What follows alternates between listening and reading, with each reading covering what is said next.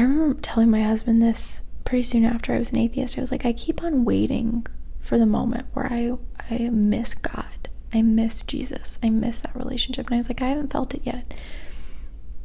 And then I felt it. I felt it one day. I was like, I can never get back what I lost. I don't know. I guess it's grief. I guess it's sadness. It's realizing that you were duped. And yeah, and I did. I started missing it. I was like, oh, I can't wake up in the middle of the night and pray and trust that God has my back anymore. And it's only been recently I realized, no, I'm there. I'm there for me. And I was always there for me. I just thought that I was God. I know this sounds crazy, but I always thought that I was God. I thought God was answering my prayers. God was giving me comfort. God was making me a better person. But it was me. And I really just had this realization in the past few weeks, and it brought me so much comfort because I had felt alone ever since I stopped believing in God. I was like, wow, I was just stupid. Like, no one was ever there. It was always radio silence. I was like, no, it wasn't. I was there for me. But that feeling of comfort, that feeling of direction and purpose and meaning, that was me all along, giving that to myself. It's a beautiful feeling. I would be very interested if any former Christians have had that experience too. Hello, and welcome back to the Steel Woman podcast. I'm your host, Osley, and today we are continuing on with my story of deconstruction from Christianity. And in the last episode, we left off talking about freedom to pursue different interests and hobbies now that you've left a high control religion. We also talked about the resurrection claims and debates. And I can't actually remember all the things we talked about in that episode. Go listen to it if you haven't. I'm really distracted today, and to be completely honest, you guys, I filmed this yesterday and then I scrapped it all because I hated it. It was terrible. It was so all over the place, and I was crying, and it was the first day of my period. So I'm a little bit frustrated that I'm having to re-record, but it's all good because I think it will be better. Leaving my Christian title label behind and starting to call myself an atheist, that's where I want to start off this episode. It was way harder for me to start calling myself an atheist than I was anticipating. And it took receiving a comment on TikTok of someone being like, hey, like, of course there's no pressure to self-label, but just remember, being an atheist isn't a bad thing. It's not a negative thing. And it just sort of a light bulb went off in my head, and I was like, yeah, I am definitely still operating under that stereotype that atheists are just angry liars. Ugh. My whole life I had just villainized atheists and dehumanized even some atheists, but just looked at them as these, God deniers, which is the worst thing that you could do in Christianity, is deny God. And so it was really challenging, even as I left behind those beliefs, to accept that the most honest label that I could give myself was atheist. Like, I don't believe that there is a God anymore. Even now, I call myself an agnostic atheist, and I think I do that because it makes the most sense to me. But at the same time, I'm like, maybe I just do that because I'm trying to somehow cushion the hardness of that word, atheism. Ugh. So yeah, it was way harder for me to start calling myself an atheist than I thought it was going to be. But I'm not there anymore. I'm very, like, it is what it is. It's really not a choice at this point. It's just my default. And I want to get into that as well, because when I stopped believing in the Bible, I didn't just choose to stop believing it. I actually lost my belief. I lost all of the good reasons that I thought that I had to believe in this stuff. the last thing that I really lost, and that word makes it sound like I'm missing out on something, but it felt, the reason I'm saying lost is because it felt like something that happened to me. The more things that I learned, the less capable I was to hold on to my beliefs. They just dissipated. And that's why I do think there is something to the claim that belief is not a choice. I never would have thought that until recently. I thought you actually can make choices in your life to believe something or not. And that's a really complicated topic for another time that I can't get into right now. But one of the last things that I had to deconstruct in order to let go was this idea of faith being a virtue. I was raised with faith being this beautiful word, this word that was just lifted up as some great characteristic, some great virtue, like, oh, those people have great faith, or if they have so much faith, or my faith isn't as good as your faith, whatever. Having the more faith you had, the better, right?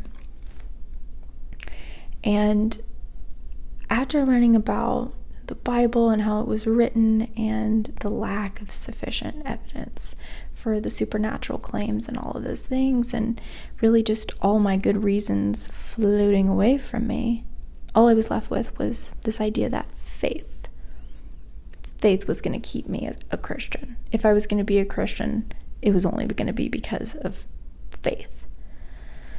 And almost before my eyes, faith transformed from this beautiful, worthwhile characteristic and virtue into this manipulative idea to keep people in a belief system that didn't have any good logical reasons to support it, but that needed people to stay in it in order for it to survive.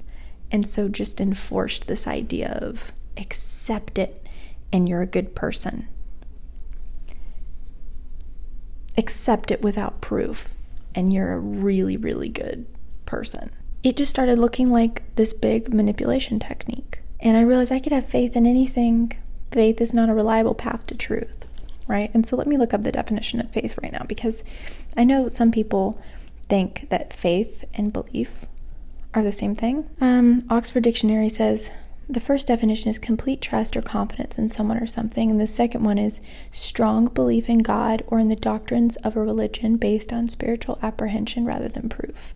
And that's really key for me, is this spiritual apprehension rather than proof. You believe something, you accept something, you trust in something without good evidence for other reasons. It feels good, or there's some spiritual, like they said, apprehension. I just realized that I can do that with anything, and I don't know why I should do it anymore.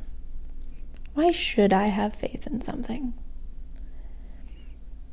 Does having faith in something affect the objective truth of that claim?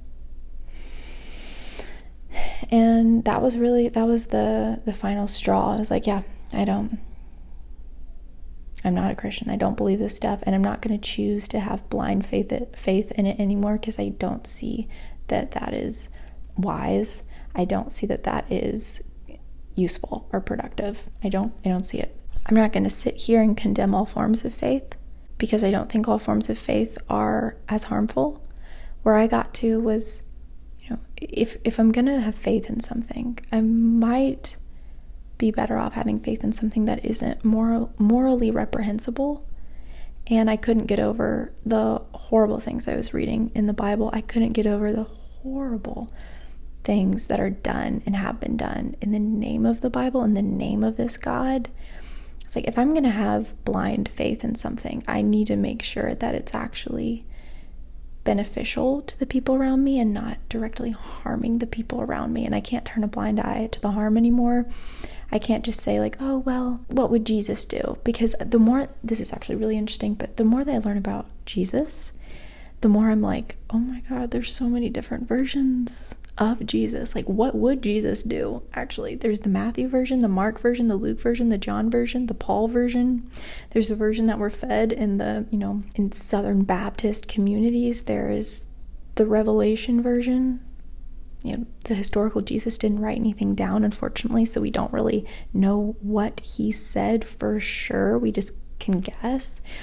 So I was like, having faith, like, it just seems like it's going to be a waste of energy. I would rather believe things for good reasons. So I went through a lot of emotions losing my belief. And I went through some of those in the last episode, one of them being like, oh, of course, it was all made up, just like all the other religions that I used to roll my eyes at.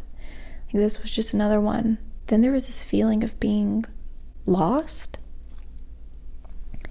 and a little bit mad, like I had lost something that I wasn't going to be able to get back. I've prayed to God before in the past, and I felt like he was just ignoring me. But deep down, I thought he was still there. And past this point, I could no longer pray to him and even think that anyone was there. It was really weird. It was like, oh, not only is there probably nobody there, but all the times in the past where I have prayed to him and I thought he was there and I've gotten answers, or like, what was that? That was me. It felt really lonely. It felt like this big void of like, whoa, like you were never there at all, and you don't even exist. Look, losing a belief system like this, spending 26 years of your life convinced that this invisible spiritual world is around you, and that God is always watching you, and that Jesus is your best friend, and you're going to spend an eternity frolicking around in heaven with all of your loved ones after you die, to then, that's not true. None of it's true. Is traumatic. So yeah, losing my belief and not being able to get it back, I remember thinking, wait, come back, you guys. Come back, God, come back, Jesus, like come back. Like I'm not ready to contend with the idea that like you actually don't exist. That is really weird. On one hand, it's liberating because it's like, okay, I don't have some sadistic monster watching my every move and like maybe gonna send me to hell. But on the other hand, like the good parts of religion, the good part of Christianity, the hope for your future and the feeling like you're never alone and God is looking out for you, losing that is hard too. I don't miss it anymore. But then like I don't really have a choice, do I? Like I can't regain it. And I don't know if every deconstructing Christian has the same experience where you get to a point and you're like, I flew too close to the sun and now like I'm an atheist, but not by choice, and I almost wish I weren't, because yeah, so that's when I slipped into nihilism, just a teeny bit. I didn't have an urge to destroy things. I wasn't like, harming anybody or harming myself. But I felt a little bit of despair. Like, who am I? Without the Bible, without Christ as my identity, without the purpose of getting souls for Christ and then going to be in heaven for forever. Because remember, I was looking at my life here as just a tiny clip in comparison to eternity, where I was going to live in this perfect world and I might just die and there might be nothing. What? When my loved ones die, I may never see them again? What? This might be the only life that I get? What? You go from feeling like this royal princess, daughter of the king, predestined before the foundations of the earth, gonna spend eternity adventuring around building spaceships because you think heaven's gonna be really cool, to you're an evolved ape. That's hard. And so as I sit here telling my story and I remember this part of the deconstruction journey, I can't help but think about my family members and some, friends and acquaintances who I know are still Christian, and some of whom might watch these episodes. And honestly, I can't sit here and say that I want you to deconstruct and deconvert. Even though I don't want people to believe things that aren't true, I don't want people to believe things that are harming our fellow man and stripping people's rights away and oppressing others and interfering with separation of church and state. I don't like that. When it comes down to you individually as a Christian or as a whatever religion you're a part of, losing that belief system, I can't really sit here and recommend it. But I don't think that it's because a lack of religion is a bad thing. I really agree with Matt Dillahunty on this. He says this a lot on the Atheist Experience. It's not losing religion that's harmful. It's the lies you were fed to begin with that are harmful. I kind of see it like a kid being taught about Santa Claus, and they find out Santa Claus isn't real, and maybe some kids are relieved, but some kids are really sad. That was a really magical concept to them, and they feel duped, they feel betrayed, and now they have to just be like, oh, so Christmas is just like normal. It's not them learning the truth that is hurting them. It's the lies. It was the ideas that were planted in their head to begin with that just weren't true, and that set them up to think that everything was magical when it really wasn't. And so I do still think that religion is harmful in that way, but the process of deconstructing your beliefs and losing a relationship, because here's the thing, having a relationship with Jesus feels real. It is all the emotions, the relationship, the experience, it's real, and that it makes you feel a certain way. Having this worshipful view of God, having religious experiences, all of those experiences that anybody has, former Christian, current Christian, those experiences are real. They just might not be based on a truth embedded in reality. Does that make sense? It's sort of a placebo effect. Like it worked, you felt it, but there's no way to actually know why you felt that way. Was it because God exists, or was it because we have this amazing ability as human beings to interpret things very elaborately and divinely, and we get stuff wrong. We just do. We're very imaginative creatures that personify a lot. I can't remember the word for it, so we see people and things, but there's really no way to test for that. That's why these things are not falsifiable. But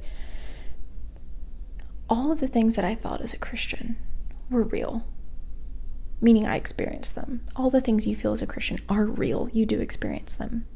So losing that feeling of certainty in your interpretation of that experience is traumatic, is so difficult. I can't sit here and say that it's healthy. I can't sit here and recommend it. I can't say that it's even a good thing. I don't know if it is. I just don't know. I felt so lost initially when I stopped believing in this stuff, when I felt like the curtain was just lifted and I was like, oh my God, it was all a lie. I felt like I'm a kid again, starting at square one, having to teach myself everything. How do I be a good person? What is being a good person? What are good reasons to do things? What are bad reasons to do things? Does sin exist? What is evil?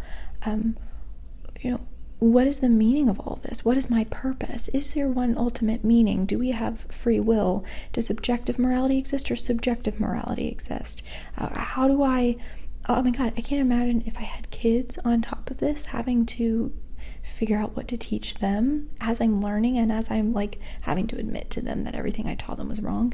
I cannot imagine how hard this is for people at different stages of their life. It was hard enough for me, and I think I was in a pretty good stage of life to go through something like this, all things considered. I think we need an option to have religion. And I think that if you are in a state of life where you're happy and you're not harming others, and you enjoy your church, you enjoy your belief system, you enjoy all those things, that's great. I'm happy for you. But for those of us who are on this journey, we need to be there for each other, because losing an entire belief system and a moral framework as an adult can be extremely daunting. Yeah. So let's talk about kind of what happened after I lost my belief. As I lost my belief system, I wanted to replace it with something. And I don't think that I gave myself enough time to just process the fact that I had lost an entire belief system. I started doing a lot of research into evolution and big philosophical questions like free will and morality. And I freaked myself out and kind of spiraled. And I remember the last thing that I watched before I intentionally took a break was this presentation by Sam Harris on free will. I probably got 20 minutes into it before I was like, oh, this is bad. I am not okay. The whole presentation is basically about how we don't have free will and we don't understand what consciousness is even. And I was like, I'm not doing okay. I have lost too much, and now the level of uncertainty and confusion is, I'm drowning in this. And then someone recommended Rick Rubin to me. Rick Rubin is a music producer. He's amazing. I love him. If you haven't listened to any podcasts with him, I recommend it, or buy his book. Something Rick Rubin said that really resonated with me. He said, I hold beliefs very loosely. I'm always open to be proven wrong. There's so little that we know and understand about our world. And the sooner that you accept that, the less suffering you experience and the more enjoyable your life becomes. And it was exactly what I needed to hear. In the midst of trying to figure everything out, in the midst of trying to fill in all of the blanks that my belief system had, filled in for me and now had just been erased, I was like, I don't have to know. I don't have to know the answers. I don't have to have it figured out. There's no timeline. There's no deadline. I can just enjoy the awe-inspiring experience of living this crazy life without knowing. And it gave me permission to just stop feeling like I had to figure everything out immediately. And I bought his book after listening to every podcast episode I could get my hands on. I got his book, and reading it felt like what I imagine it's like for someone who is deaf, does sign language, who goes around every single day in the world and has to read lips, and most people don't sign, and they just sort of feel like everything's a little bit boring and no one's speaking directly to them, and then they see someone sign to them. I imagine that feeling of, oh my God, like you're talking to me, just in that moment, that excitement of seeing someone who can speak your language. That's what picking up this book felt like.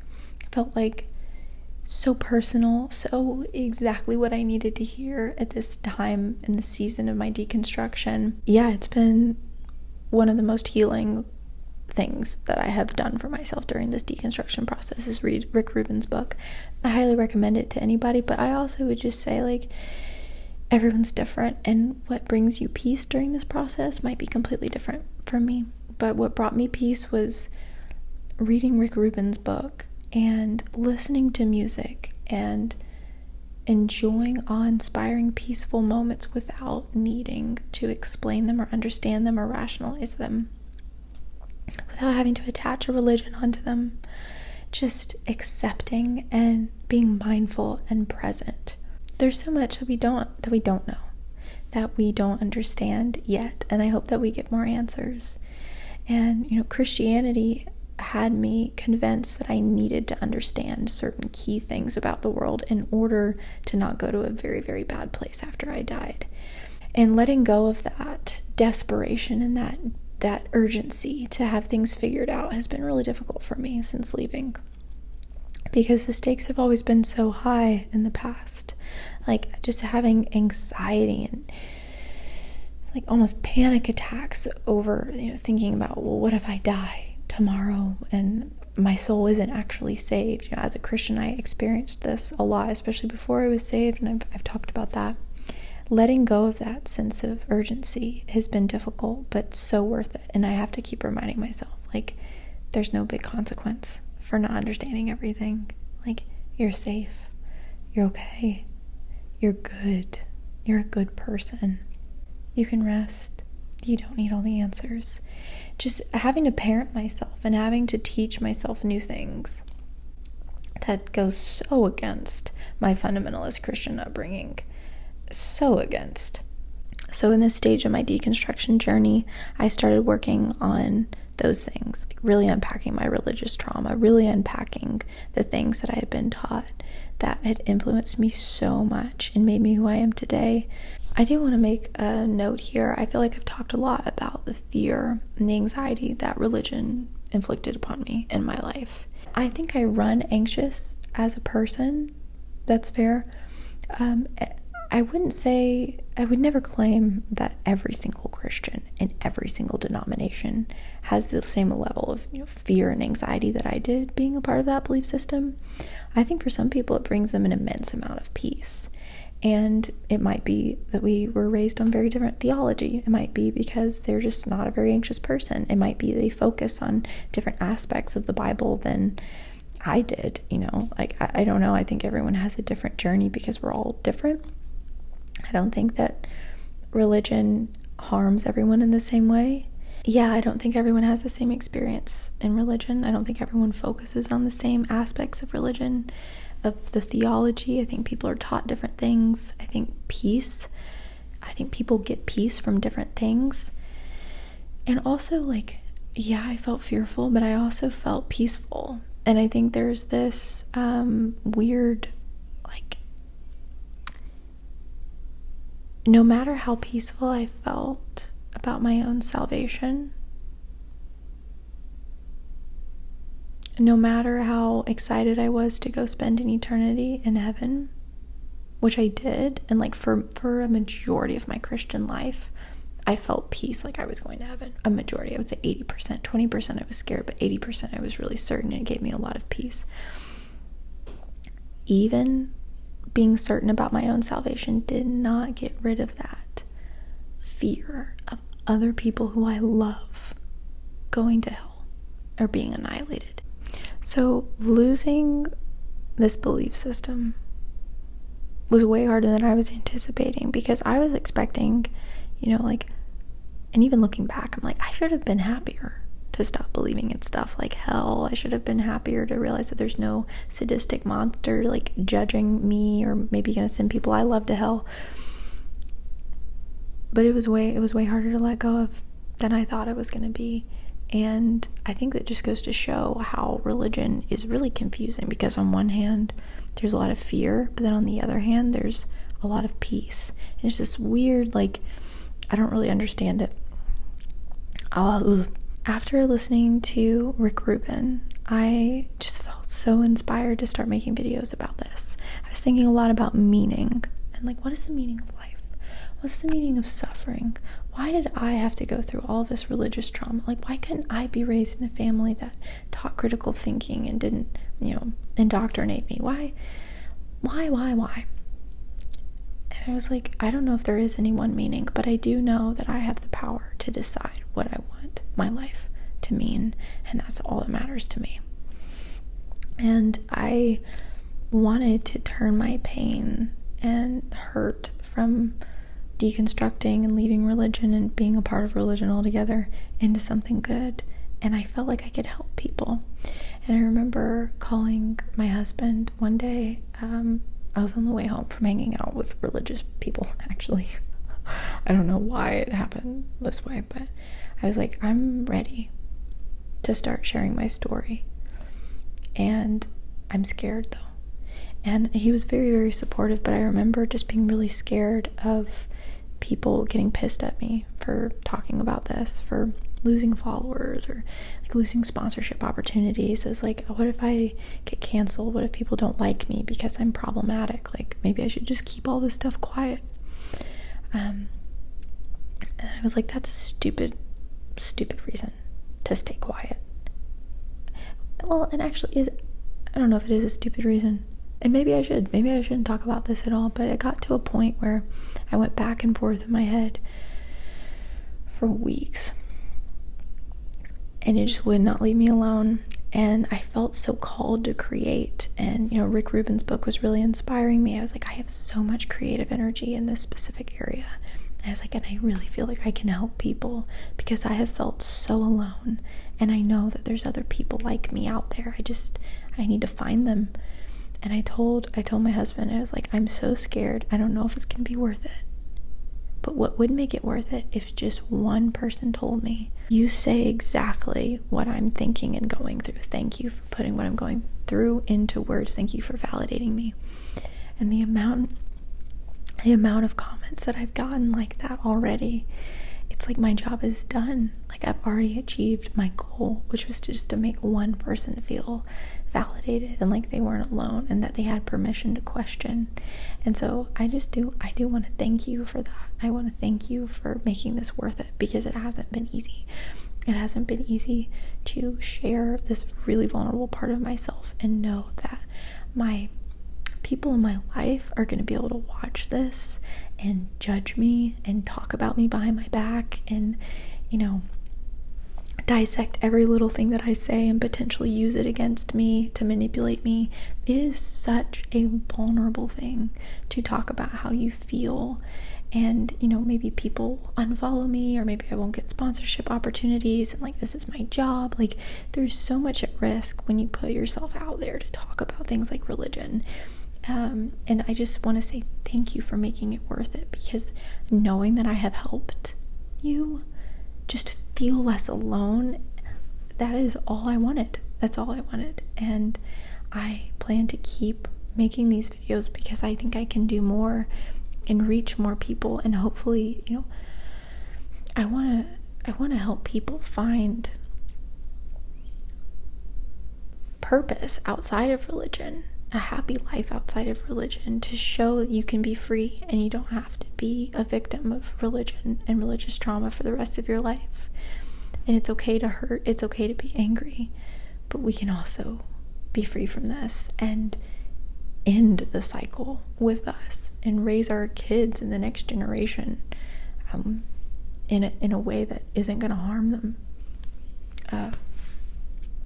So yeah, I definitely want to keep going, but I just want to say that you've already given me what I set out to achieve, and I am so appreciative of that. And I tend to be a really private person. I don't like sharing with people. I don't open up very often, and so this is it's difficult for me to do, and I really just try to remember the people who I want to reach, not the people who are going to want to misrepresent me and abuse this information to their own advantage, because I know they're out there. I see it happen online. I see it happen in real life, this willful misunderstanding and misrepresentation of people who are deconstructing. Just the other day, I was watching a podcast episode, it was a reaction to a podcast episode. The Antibot, one of my favorite creators, was reacting to Mark Driscoll and one of his buddies talking about people who are deconstructing. And what did they say? They were like, oh, you know what it comes down to, bro? Like, at the end of the day, these people are deconstructing. It's not about asking questions. It's not about seeking truth. Like, it's about, they want to just boink who they want to boink. It's all about having sex. That's it. And I don't know Mark Driscoll personally. I don't know this other guy personally, but I do know people personally who are like them. And it really was just like a punch in the gut to realize, like, no matter, like, I could sit here till I'm blue in the face and explain myself. But the reality of the matter is, there are some people who will not allow themselves to engage. They will not accept, even consider the idea that I might even be genuine, but are going to somehow look past all of what I think are valid concerns, valid critiques, valid, criticisms, and only be like, well, I bet deep down she's probably just in the closet. She probably just wanted to have sex with people other than her husband. That at the end of the day, that is the thought that's in their head. It's speechless. I don't even know. As they were saying this, I was like, okay, either they are projecting massively. Like, they both want to have way more sex with a lot more people than they are, and they feel resentful that people who aren't religious can, which, like, what do you even mean can? Like, I don't want to hurt my I almost want to be like, do you know that there's like good reasons to be loyal to your partner outside of just not going to hell or because God's going to be mad at you? Do you realize that there's reasons like, oh, loyalty, trust, intimacy, closeness, fulfillment? Do you really just not do sinful things because you're afraid of what God's going to think about you? You don't have empathy. You don't care about the other person. I really don't know how to talk to people like that. It's so, like, really concerning that there can be this disconnect. Like, oh, you're not a Christian anymore? Okay, now you're going to start hurting everyone in your life intentionally just so you can boink who you want to boink.